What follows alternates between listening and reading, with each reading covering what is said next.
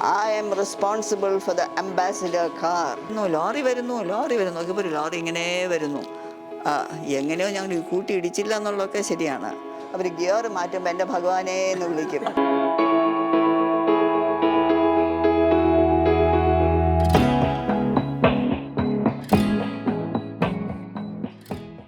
ആയിരത്തി 1975 എല്ലാവർക്കും അറിയാം, വളരെ പൊളിറ്റിക്കലി നമ്മുടെ രാജ്യത്തിന് ഭയങ്കര നിർണായകമായ കാര്യങ്ങൾ നടന്നൊരു വർഷമാണ്.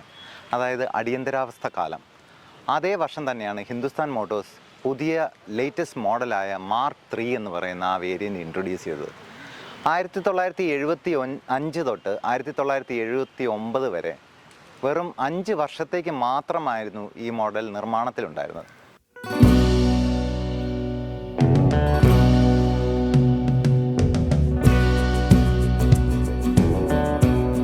നമസ്കാരം, വീലോസിറ്റിയിലേക്ക് സ്വാഗതം.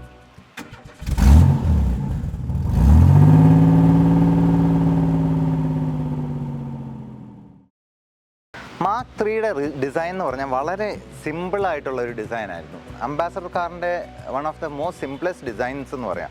അന്നത്തെ കാലത്തെ കുട്ടികൾക്ക് ഒരു കാറ് വരയ്ക്കുക, ഡ്രോ ചെയ്യുക എന്ന് പറഞ്ഞാൽ മാർക്ക് 3യുടെ ഒരു പടമായിരുന്നു വരച്ചുകൊണ്ടിരുന്നത്. സിമ്പിളായിട്ട് 4 സർക്കിൾസ്, പിന്നെ ഇതുപോലത്തെ ഒരു ഗ്രില്ല്. ഇതൊരു 12 സ്ലോട്ട് ഗ്രില്ലാണ്, നല്ല ബ്രോഡായിട്ട്. ഈ ഒരു ഗ്രില്ല് നമ്മൾ കാണുമ്പം ആ കാലത്തെ മിനി കൂപ്പറിനെ അനുസ്മരിപ്പിക്കുന്ന രീതിയിലുള്ള ഗ്രില്ലാണ്. അതേപോലെ തന്നെ പല കാര്യങ്ങളും വളരെ സിമ്പിളാണ്. ഫെൻഡർ, ബമ്പർ ഒക്കെ ഇതിൻ്റെ പ്രിഡിസേഴ്സേഴ്സായ മാർക്ക് 1, മാർക്ക് 2ൻ്റെ ഒക്കെ പോലെ തന്നെയാണ്. വ്യത്യാസം വരുമ്പോൾ മാർക്ക് 2നും മാർക്ക് 3ക്കും ഈ ബമ്പർ ഗാർഡ് സെയിമാണ്. അതേപോലെ മറ്റൊരു പ്രത്യേകത, മാർക്ക് 3 ആയിരുന്നു അവസാനമായിട്ട് പെട്രോൾ വേരിയൻറ്റ് മാത്രം ഉണ്ടായിരുന്ന അംബാസഡർ കാർ. ഇതിൻ്റെ സക്സസറായ മാർക്ക് 4 വന്നപ്പോൾ 1979 rather 1980 first diesel car introduce ചെയ്തു. അപ്പോൾ ഡീസലിലും പെട്രോളിലും അവൈലബിൾ ആണ്. പിന്നെ മറ്റൊരു പ്രത്യേകത, ഇത് നോർമൽ കാർബറേറ്ററിലും സോളസ് കാർബറേറ്ററിലും 2 വേരിയൻറ്റ്സ് അവൈലബിൾ ആയിരുന്നു. 30,000 ആയിരുന്നു അന്ന് ഇതിൻ്റെ ഓൺ റോഡ് പ്രൈസ്. അപ്പം ഈ സോളസ് കാർബറേറ്റർ ഇൻട്രൊഡ്യൂസ് ചെയ്ത ആ മോഡലിന് 3,000 rupees എക്സ്ട്രാ പേ ചെയ്യണമായിരുന്നു, ബെറ്റർ പവർ ഔട്ട്പുട്ട് അങ്ങനെയൊക്കെ. ഇപ്പം നമുക്കറിയാം 1975-79 അടിയന്തരാവസ്ഥ കാലത്ത് ഒരു കോമൺ മാനിന് ഒരു car almost next to impossible ആയിരുന്നു. അപ്പോൾ എലൈറ്റ് ക്ലാസ് റാദർ NRIസിനും പൊളിറ്റീഷ്യൻസിനും ഒക്കെ ആയിരുന്നു മാർക്ക് 3 എന്ന് പറയുന്ന ഈ ഒരു മോഡൽ കൂടുതൽ അവൈലബിൾ ആയിട്ടുണ്ടായിരുന്നത്. മറ്റൊരു കാര്യം, 79 മാർക്ക് 4 ഇൻട്രൊഡ്യൂസ് ചെയ്തപ്പോൾ അവർ ഹിന്ദുസ്ഥാൻ മോട്ടോഴ്സ് തന്നെ മാർക്ക് 4ൻ്റെ ഷെല്ല് പ്രൊവൈഡ് ചെയ്യും. അതല്ലാണ്ട് മാർക്ക് 3 ഓണേഴ്സ് മാർക്ക് 4 ആയിട്ട് കൺവേർട്ട് ചെയ്യുകയും മറ്റും ചെയ്തു. ഇപ്പം ഡൗൺ ദ ലൈൻ ഇപ്പം ഓൾമോസ്റ്റ് 50 ഇയേഴ്സോളമായി ഈ കാറ് ഇൻട്രൊഡ്യൂസ് ചെയ്തിട്ട്. ഇപ്പം വളരെ ലിമിറ്റഡ് നമ്പേഴ്സിൽ മാത്രമേ കാത്തു സൂക്ഷിക്കുന്നുള്ളൂ. നമ്മളിന്ന് കവടിയാർ കൊട്ടാരത്തിലാണ് ഇൻഡിപെൻഡൻസ് ഡേ ആയിട്ട് ഇന്നൊരു മീറ്റപ്പുമായിട്ടാണ് വന്നത്. അംബാസഡർ കാർസിൻ്റെ ഒരുപാട് മീറ്റപ്സ് നമ്മൾ കണ്ടിട്ടുള്ളതാണ്, പക്ഷേ ഇത് അംബാസഡർ മാർക്ക് 3യുടെ മീറ്റപ്പാണ്.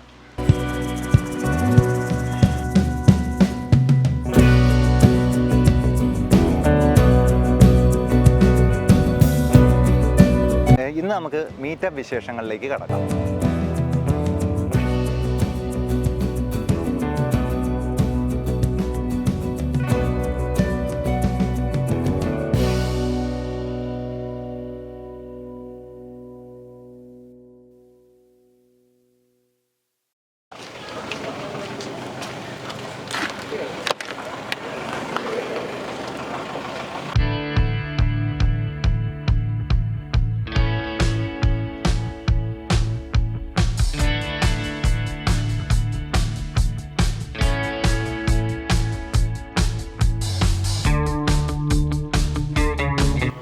ഹായ്, എൻ്റെ പേര് ആദർശ്. ഇത് എൻ്റെ വണ്ടിയാണ്, അംബാസഡർ 1977 മോഡൽ മാർക്ക് 3. ഞാനൊരു ആൻറ്റിക് ലവറാണ്. പഴയ വണ്ടികളോടും കാറുകളോടും ആൻറ്റിക് സാധനങ്ങളോടുമൊക്കെ വളരെ താല്പര്യമുള്ള കൂട്ടത്തിലാണ്. അങ്ങനെ എൻ്റെ കളക്ഷൻ്റെ ഭാഗമായിട്ട് എടുത്ത വണ്ടിയാണിത്. നേരത്തെ ഇത് എടുക്കുമ്പോൾ ഒരു ബ്ലാക്ക് കളറായിരുന്നു. അതിപ്പം അടുത്തിടയ്ക്കാണ് ഇതിൻ്റെ ഒരു ഡ്യുവൽ ടോൺ കളറിലേക്ക് മാറ്റിയത്. അപ്പോൾ കൂടുതലൊരു ക്ലാസിക് ടച്ച് വരുത്താൻ വേണ്ടിയാണ് ഈ ഒരു കളറ് വരുത്തിയത്. ഇപ്പോൾ ഞങ്ങൾ കവടിയാർ പാലസിൽ ഇൻഡിപെൻഡൻസ് ഡേ പ്രമാണിച്ച് മാർക്ക് 3 അംബാസിഡർ കാറുകളുടെ ഒരു ഗ്രൂപ്പിൽ വന്നതാണ്. അതിൻ്റെ ഒരു മീറ്റപ്പായിട്ട് വന്നതാണ്. ഹായ്, എൻ്റെ പേര് അലീഷ് ലൂക്ക്. ഞാൻ കൊല്ലം ചാത്തന്നൂർ നിന്നാണ് വരുന്നത്. ഈ അംബാസിഡർ സ്റ്റോറി പറയുകയാണെങ്കിൽ ഇതെൻ്റെ ഗ്രാൻഡ് ഫാദർ ആദ്യമായിട്ട് മേടിച്ച വണ്ടിയാണ് 1975.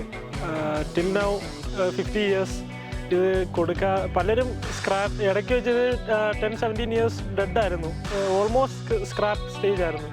ആ സമയത്ത് കുറേ പേര് ഇത് സ്ക്രാപ്പ് ചെയ്യാൻ തരുമോ എന്ന് പലരും വീട്ടിൽ കയറി ചോദിച്ചിട്ടുണ്ട്. ആ സമയത്ത് എൻ്റെ ഫാദറാണ് പറഞ്ഞു ഇതാർക്കും കൊടുക്കത്തില്ല, ഏതെങ്കിലും ഒരു സമയത്ത് എനിക്ക് ഇറക്കാൻ പറ്റുന്ന സമയത്ത് ഇറക്കും എന്നുള്ള രീതിയിൽ കുറേ നാൾ കിടന്നു. ലാസ്റ്റ് 2-3 ഇയേഴ്സ് ആയിട്ടാണ് completely pin to pin restore ചെയ്തു ഇറക്കി. ടിൽ നൗ ഇത് ഫസ്റ്റ് ഓർഡർ തന്നെ ആയിരുന്നു.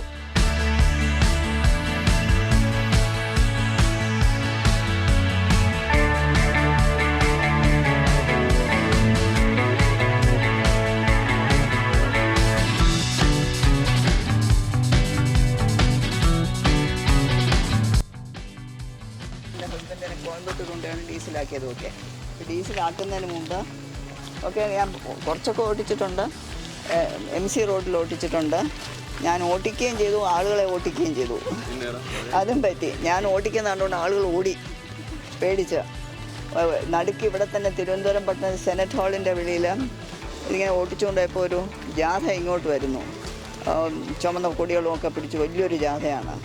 വളരെ ഫെറോഷ്യസ് ആയിട്ട് വിളിച്ചുകൊണ്ട് ഞാനങ്ങ് പേടിച്ചു. ഞാൻ വെട്ടിത്തിരിച്ചു, ടേൺ സിഗ്നൽ പോലും ഇടാതെ ടേൺ. അപ്പോൾ എൻ്റെ ഹസ്ബൻഡും ബ്രദറിലോ ഉണ്ട്. ബ്രദറിലോ പറഞ്ഞു ഇനി ഒരിക്കലും ഞാൻ ഇങ്ങനൊരു ഇഫ് യു ആർ ഡ്രൈവിങ് ഞാൻ ഇനി കാർ കയറുകയില്ല എന്ന്. അങ്ങനെയൊക്കെ പിന്നെ ഞാൻ ഓട്ടിക്കുമ്പോഴൊക്കെ ഒരുപാട് അട്രാക്ഷൻ വരുന്നുണ്ട് ആളുകളുടെ. അങ്ങനെ ഒരു കുഴപ്പം. എവിടെ വന്നപ്പോൾ ഒരാളൊരു തട്ടുകടയിലിരുന്നുണ്ട്, അയ്യോ ലോറി വരുന്നേ മാറിപ്പോണേ അങ്ങനെയൊക്കെ. എന്തായാലും പിന്നെ കുറച്ച് കാലമായിട്ട് പിന്നെ എത്രയോ കാലമായി ഇപ്പോൾ ഓട്ടിക്കാറില്ല. ഇങ്ങനത്തെ കാറുകൾ കാണുമ്പോഴും അത് കണ്ടീഷനിൽ ഇരിക്കണ കാണുമ്പോഴും ഒക്കെ സന്തോഷം. തീർച്ചയായിട്ടും. എൻ്റെ മനസ്സിൽ പഴയ മനസ്സാണ്. അപ്പോൾ പഴയ കാര്യങ്ങളെപ്പറ്റി വളരെ അതിനൊരുപാട് വില കൊടുക്കുന്ന ഒരു മനസ്സാണ്. അപ്പോൾ അവിടെ ഇപ്പോൾ ഈ കാർ കണ്ടീഷനിൽ ഇരിക്കുന്നതും അതിങ്ങനെ ഓടിക്കുന്നതും ഒക്കെ എൻ്റെ രണ്ടാമത്തെ ആദിത്യ വർമ്മ അയാളുടെ ഒരു ഉത്സാഹം കൊണ്ടാണ് അതങ്ങനെ നല്ല രീതിയിൽ വെക്കുന്നത്. അതങ്ങനെ തന്നെ കുറച്ച് മുമ്പാണെങ്കിൽ മ്യൂസിയം പീസായിട്ടും മറ്റും ആവുമായിരിക്കാം. 1965 കിട്ടിയത്. പിന്നെ ഇതിനുമായിട്ട് ബന്ധമില്ല, നിങ്ങളിത് ഡിലീറ്റ് ചെയ്യാം. പക്ഷേ അംബാസിഡർ കാറിനെ പറ്റി ഒരു കാര്യം കൂടെ പറയാം. ജനറൽ അത് you can delete it also, it's not necessary for this എന്നുള്ളതാണ്. ബിർള അംബാസിഡർ കാറിൻ്റെ ബിർളയാണല്ലോ. അപ്പോൾ അന്നത്തെ ബിർള അദ്ദേഹം മരിച്ചിട്ട് അദ്ദേഹം നേരെ സ്വർഗത്ത് പോവുകയാണ്. അപ്പോൾ സ്വർഗത്തിൻ്റെ ഗേറ്റിൽ അന്ന് സെക്യൂരിറ്റിയൊക്കെ ഉണ്ട്. അവർ പിടിച്ചു നിർത്തി. അപ്പം ഈ സെക്യൂരിറ്റി ഗാർഡ് ആദ്യം ഇവരൊക്കെയൊക്കെയാണ് ചോദിച്ചത്, ബിർളയുടെക്കലല്ല. അപ്പോൾ അവർ കാര്യം പറഞ്ഞ് ഉടനെ കഥവ് തുറന്ന് അകത്ത് വിട്ടു. എന്നിട്ട് ബിർളയെ വിടുന്നില്ല. അപ്പോൾ ബിർളയ്ക്ക് ഭയങ്കരമായിട്ട് ദേഷ്യം വന്നു. എന്താണ് എന്നെ വിടാത്തത്, ഇവരൊക്കെ വിട്ടിട്ട് ഞാൻ എന്തെല്ലാം. അപ്പോൾ അങ്ങ് എന്തെല്ലാം ചെയ്തിട്ടുണ്ട്. ഞാൻ ഒരുപാട് ഇൻഡസ്ട്രീസ്, ഫാക്ടറികളും കമ്പനികളും ഒക്കെ. അത് നല്ലത് തന്നെ. പക്ഷെ അതിൽ അങ്ങേക്ക് ലാഭമുണ്ടല്ലോ. ലാഭമാണല്ലോ ആദ്യം കാണുന്നത്. അപ്പോൾ അതുകൊണ്ട് സ്വർഗത്ത് പോകാൻ ഒക്കില്ല. ഞാൻ എത്രയോ ബിർള ക്ഷേത്രങ്ങൾ കിട്ടിയിട്ടുണ്ട്. Birla temples all over India എത്രയോ ബിർള. അപ്പോൾ പറഞ്ഞു ആ ഒറ്റ കാരണം കൊണ്ട് മാത്രം മതി അങ്ങേക്ക് നരകത്തിൽ പോകാൻ. അതെന്താ അങ്ങനെ? അങ്ങെന്താ പറയുന്നത്? Birla temple, Rama temple, Krishna temple എന്നല്ല. ഫോക്കസ് എന്താണ്? ബിർളയിൽ. അപ്പോൾ അത്ര അഹം എന്നുള്ള ഭാവം, ഞാനെന്നുള്ള ഭാവമാണ്. അപ്പോൾ കൃഷ്ണ ടെമ്പിൾ, രാമ ടെമ്പിൾ എന്ന് പറഞ്ഞാൽ കുഴപ്പമില്ല, ബിർള ടെമ്പിൾ എന്നാണ് പറയുന്നത്. അപ്പോൾ നേരെ നരകത്തിൽ വേണം. അപ്പോൾ അദ്ദേഹത്തിന് ആപ്പാടെ വിഷമമായി. ഇനിയിപ്പോൾ ആകെപ്പാടെ കാര്യങ്ങൾ കുഴപ്പം. അപ്പോൾ ആയിട്ട് ഇൻസ്പിറേഷൻ വന്നു. My man, I am responsible for the Ambassador car. ഉടനെ ആൾ കഥ തുറന്ന് സ്വർഗത്തിലേക്ക് കയറ്റി. എന്തുകൊണ്ടെന്ന് വെച്ചാൽ അന്ന് അംബാസിഡർ കാറാണല്ലോ. എൻ്റെ ഒരുപാട് ഈ അംബാസിഡർ കാറിൻ്റെ ഓണേഴ്സ് എല്ലാവരും അവർ ഗിയർ മാറ്റുമ്പോൾ എൻ്റെ ഭഗവാനേ എന്ന് വിളിക്കും. അതിൻ്റെ അത്ര ടഫാണ് ആ ഗിയർ. അപ്പോൾ ഗിയർ മാറ്റും എൻ്റെ ഭഗവാനെ. അപ്പോൾ എത്ര പേരാണ് എത്ര പ്രാവശ്യം ഭഗവാനെ ഓർക്കുന്നത്, അറിഞ്ഞോ അറിയാൻ. അതുകൊണ്ട് സ്വർഗത്തിൻ്റെ അങ്ങനെ ഉണ്ടൊരു കഥ.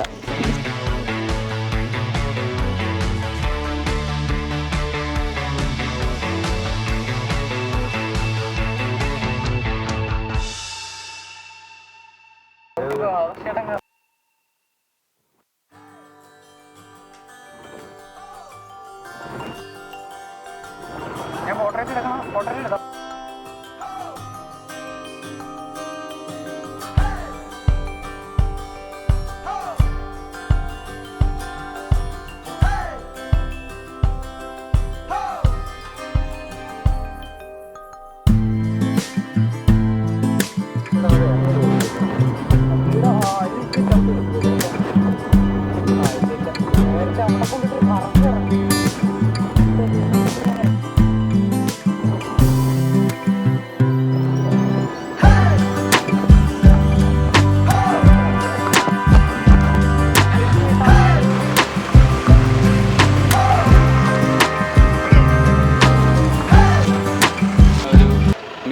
പങ്കെടുക്കാനും ഇവിടെ പാലസിൽ വരാനും എല്ലാത്തിനുമുള്ള ഒരു സാഹചര്യം ലഭിച്ചതിൽ പിന്നെ ഈ വണ്ടി അംബാസഡർ എടുക്കാനുള്ള കാര്യവും അത് മെയിൻറ്റെയിൻ ചെയ്യാനുള്ള കാര്യവും എന്ന് പറയുന്നത് വണ്ടിയോടുള്ളൊരു പാഷനാണ്. അതിനുപരി അച്ഛനും അമ്മയും പറഞ്ഞ് ഞങ്ങളെ എന്താ പറയുക അറിവുള്ള കാലം തൊട്ടേ എന്താ പറയുക ഞങ്ങൾക്കൊരു രാജൻ മാമൻ എന്ന് പറഞ്ഞൊരു മാമനുണ്ട്. അദ്ദേഹത്തിൻ്റെ വണ്ടിയിലാണ് ഞങ്ങളുടെ മോട്ടാർ മാമ എന്നാണ് അദ്ദേഹത്തെ വിളിക്കുന്നത്.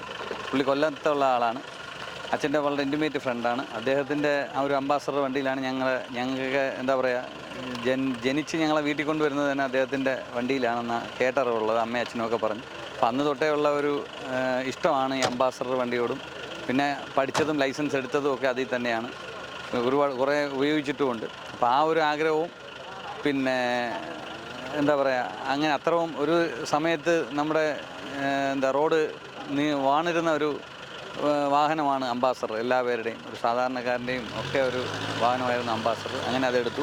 അതിനുപരി ഈ ഒരു വണ്ടി എടുത്തതിൽ വളരെ സന്തോഷമുള്ളത് ഈ വണ്ടി എടുത്ത ആദ്യമായിട്ട് ഞങ്ങൾ വരുന്നത് ഈ പാലസിലേക്കാണ്. അപ്പോൾ ഞാൻ ജനിച്ച് വളർന്ന ട്രിവാൻഡ്രത്താണ് എന്നുണ്ടെങ്കിൽ ഇതുവരെ പാലസിനുള്ളിൽ വന്നിട്ടില്ല. അപ്പോൾ അതിന് വരാനൊരു കാരണം ആയതും ഈ ഒരു വണ്ടിയാണ്. അതുകൊണ്ട് എന്താ പറയുക ഇന്നു മുതൽ ഞങ്ങൾക്കും ഈ വണ്ടിയോടൊരു വലിയ കടപ്പാടും ഒക്കെ ആയിട്ടുണ്ട്, എനിക്കും എൻ്റെ ഫാമിലിക്കും.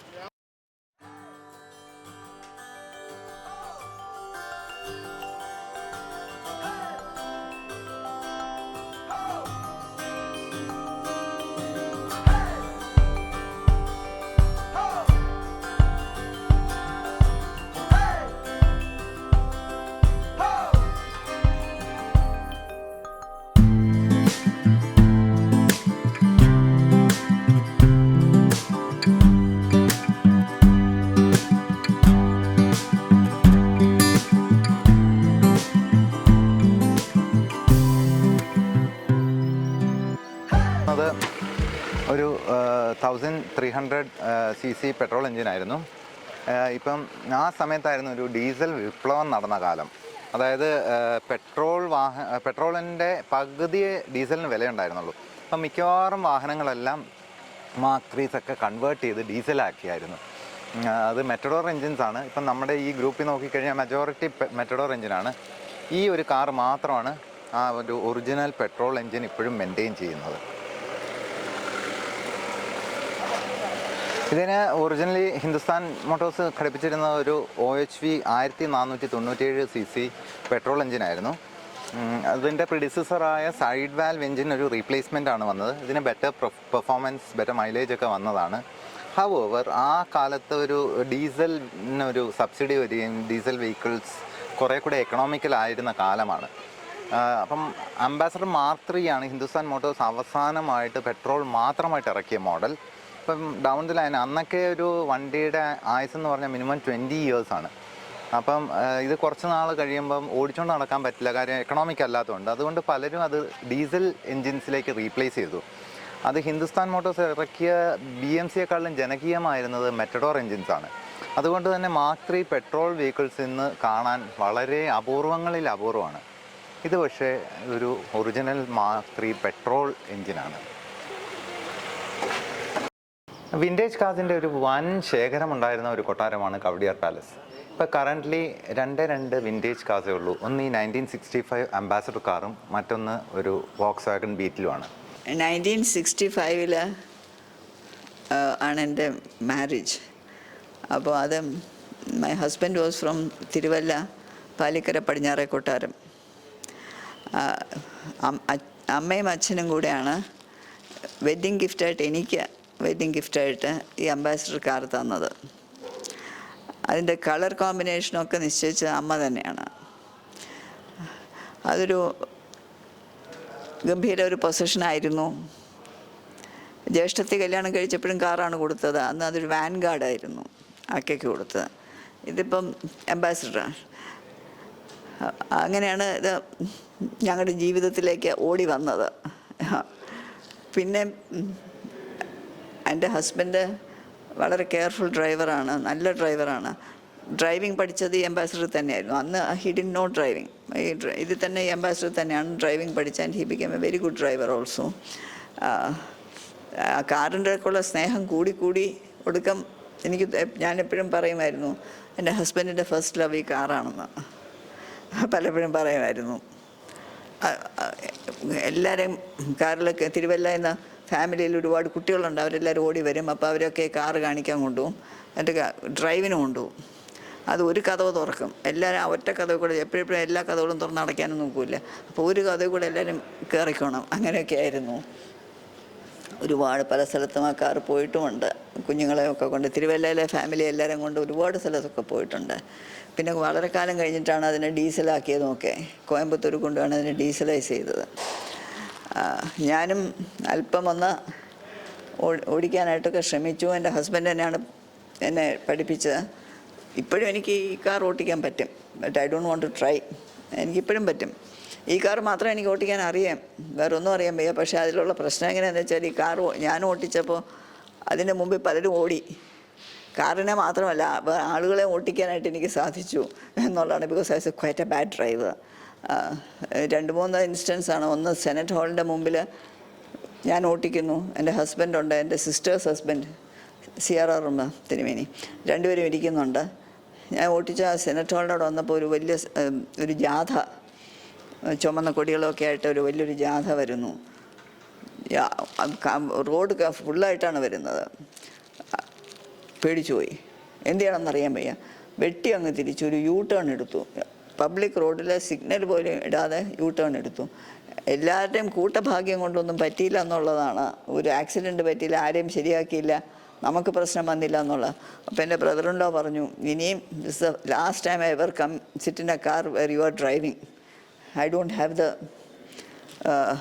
Strength to sit in the car എന്ന് പറഞ്ഞു. അങ്ങനെ അതൊരു പ്രാവശ്യം ഉണ്ടായി. പിന്നെ തിരുവല്ലയിലേക്ക് ഒരിക്കൽ പോകുമ്പോൾ MCA റോഡിൽ കൂടെ എൻ്റെ ഹസ്ബൻഡിൻ്റെ അടുക്ക ഇരിക്കുന്നുണ്ട്, ഞാൻ ഓട്ടിച്ച് പോവാണ്. ഒരു വലിയ ടേണിങ്, ഇപ്പോഴും എനിക്ക് ആ ടേണിങ് വരുമ്പോൾ ഞാൻ ഓർക്കും. ആ ടേണിങ്ങിൻ്റെ അവിടെ വരുമ്പോൾ അന്നൊരു കൊച്ചു മാടക്കടയുണ്ട്. ആ കടയിൽ അവർ അതിനെടുത്ത് ചാടി അവർ മാറി ഓടുകയാണ്. അവർ വിളിച്ചുകൊണ്ട് ലോറി വരുന്നു, ലോറി വരുന്നു, ലോറി വരുന്നു. നോക്കിയപ്പോൾ ഒരു ലോറി ഇങ്ങനെ വരുന്നു. എങ്ങനെയോ ഞങ്ങൾ കൂട്ടി ഇടിച്ചില്ല എന്നുള്ളതൊക്കെ ശരിയാണ്. അങ്ങനെയൊക്കെ ക്വൈറ്റ് എ ഫ്യൂ. അപ്പോൾ I think I was one of the worst drivers. അങ്ങനെ നിർത്തി. പിന്നെ അധികം ഞാനെന്നെ ഓട്ടിച്ചില്ല. എന്നുവെച്ചാൽ അങ്ങനെ ഓട്ടിക്കുമ്പോഴൊന്നും ആർക്കും ഒരു സന്തോഷം കാണുന്നില്ല, ആർക്കും തന്നെ. നമ്മുടെ ആൾക്ക് കാണില്ല, ബാക്കിയുള്ളവർക്കും കാണുന്നില്ല. അപ്പോൾ അങ്ങനെ. പക്ഷേ വളരെ ഒരു പ്രഷ്യസ് കാറാണ്. ഒരുപാട് മെമ്മറീസ് ഉള്ളൊരു വളരെ പ്രഷ്യസ് കാർ തന്നെയാണ്. ഇടയ്ക്ക് ഇതിൻ്റെ കളറൊന്ന് മാറ്റി, ഇടയ്ക്ക് നീലമാക്കി. പക്ഷേ അതൊക്കെ നമുക്ക് തന്നെ അത് ഒട്ടും ഒരു തൃപ്തിയാക്കാതെ തിരിച്ച് പഴയ ഇതിലേക്ക് മാറ്റി.